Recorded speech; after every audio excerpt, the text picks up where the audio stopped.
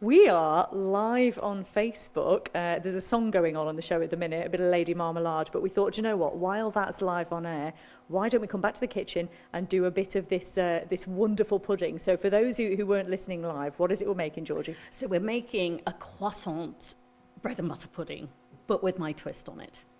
So we need a name. We need to think of a great name Someone for this. can suggest something, maybe. Right, come on. We'll come up with it. Okay. Yeah. Right. So what's happened so far? So what we've got some delicious Alan dairy whole milk, but it can be any milk, okay? Isle of Man creamer is fine. So we've put a bottle of that in. We've put some Isle of Man creamer's double cream in, just wham it in. We're going to put some delicious cinnamon, because we all love cinnamon, don't we? And we're going to put some, have you seen, these are little cardamom pods, green cardamom pods, and inside there are little black seeds. So I've ground those down in the mortar and pestle, and I'm just going to put those in, okay?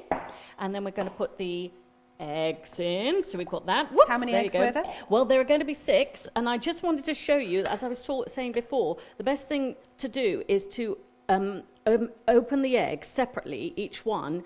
Don't open them into a big bowl in case one is off, because all these are beautiful farm eggs. Look at that yolk. Just divine. Which farm are these from? This is from Balakai Farm, just up the road. William Christian, direct descendant of Fletcher. Oh, that's cool. Cool. Look at this. Real vanilla. No expense spared for you guys. Vanilla. Vanilla is the key thing here. And we're going to put some Canadian maple syrup. Being married to a Canadian, we always put Canadian maple syrup. And it's got to be the real stuff, hasn't it? Because you can get fake maple syrup. Completely. It's got to be the real stuff. And I mean, how would you describe that sort of measure there? Just a Georgie dollop? I mean, what's that? A slug. A bit like when we put alcohol in something. It's just a slug, isn't it? So then we're just going to whisk all this up. This is really quick. And the great thing about this, you can do this the night before and soak all the croissants in it, have it all in the dish ready, and then when your guests arrive, just plonk it in the oven, okay? So now what we're going to do is we're going to just put a handful of these in, all of these. This does mean that I do have to get my hands in here. It's the only way. They are pre-washed hands. So I'm just going to leave about, I don't know, half of them out, okay? Put that down there. Just go in.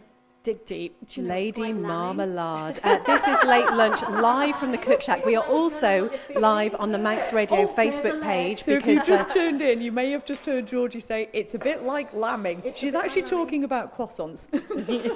It's a bit like lambing. As we speak, she has her hand in a bowl of custard that she's just made. There's a load of croissants that have just gone in there. Oh. How long do they need to soak for? Not long at all, actually. No, I'm just shoving them in there and just going to get them all. Oh, look at that. Isn't that the difference between lambing and this is that lambing, it is warmer, isn't it? You know, when you lamb, it is warmer. Right, I'm going to put the rest of those in there now. Look at that lovely Cook Shack paper. Oh. Ben, I think you need to, thingy in onto that.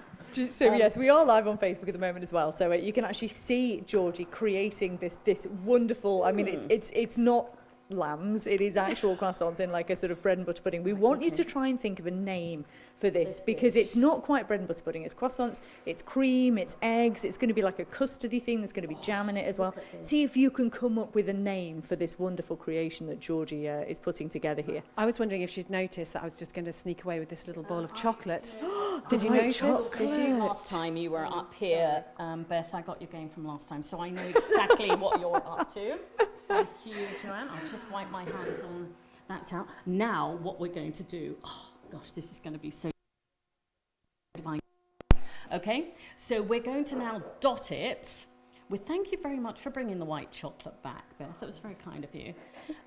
You haven't checked yet to see how many pieces are left. So we've got here some blueberry conserve. It could be any conserve, but I rather like the contrast of the dark purple with the custard, which is white, and the white chocolate. And, blueberries are healthy, aren't they? Oh, definitely. There's no sugar in this one. We're also joined by Joanne Posey here. What do you make of this, Joanne? Well, it does look pretty flipping amazing. And obviously, we'll all only be having a very, very small portion. Of course. Speak for yourself, Joanne. Now, Georgie I'll have 20% of dotting so the chocolate on. This is really lovely chocolate that I do buy from across, I have to say. Anybody who's been here knows my love for a certain supermarket across. But anyway, we're now going cream to put... cheese. And do you know what? Cream cheese. Because this is almost like a cheesecake. Here's the calcium. Yeah. Very good, Beth. Oh, this is almost like a cheesecake bread and butter pudding. Do you know what? Why not? Why not? And as Joanne says, it's just little. She didn't say an often, but I'm going to say an often. That's why I'm warm in the winter, shady in the summer. And it doesn't actually take that long to make or cook this, does No. it? So what you could do now is you could cover that with if you've got one of those lovely big honey wraps. Beeswax. Thank you, Beeswax those ones. wraps, yeah. Yes, those ones. And you could just put that in the fridge overnight, and it's all ready now for your dinner party. So that, actually, we're now going to just put in the oven, and there you go. Well, that is perfect. Because Then- why? Oh, hang on. Then Oh, we've got the... when it comes out, Yeah. we will then scatter it with fresh blueberries and raspberries. So you don't put those in for the cooking. You save that till afterwards. Save that till afterwards. Lovely. Okay? And that's it. Well, there you go. So I'm very much looking forward to trying this. We're also going to be making something else, which is a little bit healthier, shortly. And like I said, if you go over to the Facebook page, you will see the video for that as well from the start, so you can see how that was made. Oh, Georgie's so excited about this. We're Bye so bye. excited. Bye. Always say goodbye to the food and be grateful for it. So, And thank hello you. again And when it all hello. comes out. And goodbye. Have fun in there. Right. Do you know what I think we need now? We need some more music. Yeah. Mark Tiley. Do you know what? This man knows so much. If you listen to a show, Greatest Hits, which is every evening from 6 p.m, you will know that this man is a font of musical knowledge and also has wonderful guests on his show. And tonight is no exception. He's going to be speaking with the lovely Beth Nielsen-Chapman.